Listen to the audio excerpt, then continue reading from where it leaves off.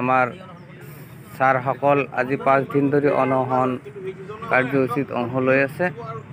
ইতিমধ্যে আমাৰ এই অনশনস্থলীৰ পৰা 11জন হস্পিটেলত ভৰ্তি হৈছে।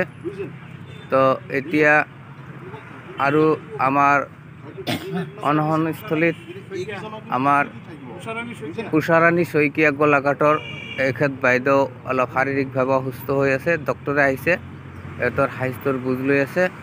তো এখেত চাওক, ছাৰ বাইদেউসকল, আপোনালোকৰ এই 20,000 শিক্ষকৰ কাৰণে আমি এই ছাৰ বাইদেউসকল আমাৰ অনশনত বহিছোঁ। বৰ লাজৰ কথা হৈছে, আপোনালোকে সকলোৱে ওলাই আহক। আপোনালোকে যদি ঘৰত বহি থাকিলে ফোন কৰি খা খবৰ ল'ব বিচাৰে তেনেহ'লে নহ'ব। আপোনালোকক মই কিতাবুদ্দিনে কৰজোৰে অনুৰোধ কৰিছোঁ, আপোনালোকে ঘৰত বহি নাথাকি আপোনালোকে অহাকালি সকলোৱে আমাৰ এই সমস্যাবোৰ সমাধান কৰাৰ কাৰণে আমাৰ অনশনস্থলীত আহক।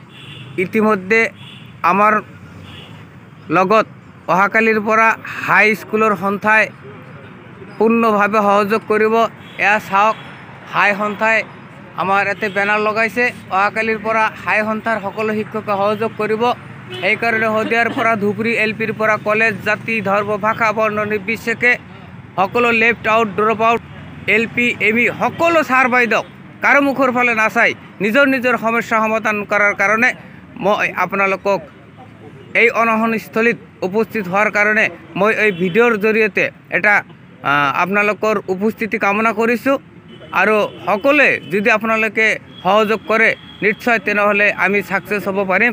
আপোনালোকে ঘৰত বহি নাথাকিব।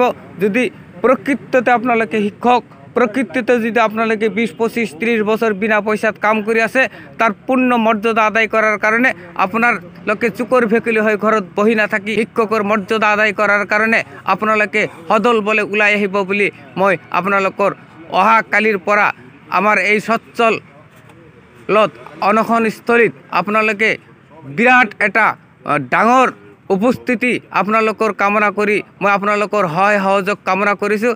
এয়া চাওক, আমাৰ আৰু এজন বাইদেউ অসুস্থ হৈছে, এখেতৰ দীপালী পাইলট, এখেতৰ অসুস্থ হৈছে, গোলাঘাটৰ পৰা আহিছে।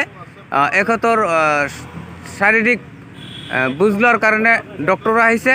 তো আপোনালোকে ঘৰত বহি নাথাকিব। চাওক, এই ছাৰ বাইদেউসকলে আজি 5 দিন ধৰি অনশন কৰি আছে, আপোনালোকে অথচ ইয়াতে আহিবলৈ সময় নাই। আপোনালোকে নিজৰ ল'ৰা ছোৱালী পতি পুত্ৰলৈ ব্যস্ত হৈছে। 20, 25, 30 বছৰ বিনা পইচাত কাম কৰি জীৱন যৌৱন উকলি দি মাত্ৰ কেইটামান দিন যদি আপোনালোকে ধৈৰ্য সহকাৰে ইয়াতে আহি উপস্থিত হয়, আপোনালোকৰ উপস্থিতিতে নিৰ্ভৰ কৰিব আপোনালোকৰ কাৰ্যসূচী। আপোনালোকে যদি ঘৰত বহি থাকে তেনেহ'লে আপোনালোকৰ যিমান দিন বিনা পইচাত কাম কৰিছে, জীৱন যৌৱন উকলি দিছে, এনে অথলে যাব। গতিকে আপোনালোকে বহি নাথাকি অচিৰেই অহাকালিৰ পৰা এই অনশনস্থলীত আহিব। অহাকালি আমাৰ মাজত উপস্থিত হ'ব সৌদ অসম অপৰাধ স্বীকৃত হাইস্কুল শিক্ষক সন্থা। সিহঁতে বেনাৰ লগাইছে। আশা কৰিছোঁ অহাকালি হাইস্কুলৰ বহুত শিক্ষক আহিব।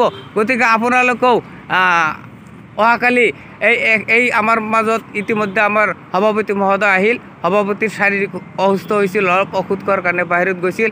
তেওঁক আমি আমাৰ অনশনত যদিও বহা নাই, কিন্তু অশেষ পৰিশ্ৰম কৰি আছে।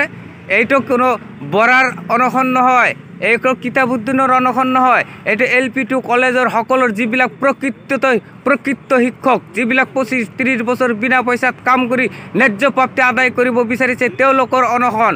গতিকে আপোনালোকে ওলাই আহক, মই অনুৰোধ কৰিছোঁ আপোনালোকে ওলাই আহক। মই আহিছোঁ, LP সকলো আহিছে, স্কুলৰ সন্থাই বেনাৰ লগাইছে, কালিৰ পৰা আহিব। এইখিনিয়ে কৈ মই আপোনালোকৰ উপস্থিতি কামনা কৰি এই অনশনস্থলীত থকা ছাৰ বাইদেউসকলৰ সুস্বাস্থ্য কামনা কৰি এওঁলোকৰ উদ্দেশ্য সফল হওক বুলি আশা ৰাখি মই মোৰ চমু বক্তব্য সামৰিছোঁ। জয় অসম, সৌদ অসম অপৰাধ স্বীকৃত শিক্ষক কৰ্মচাৰী সংস্থা জিন্দাবাদ।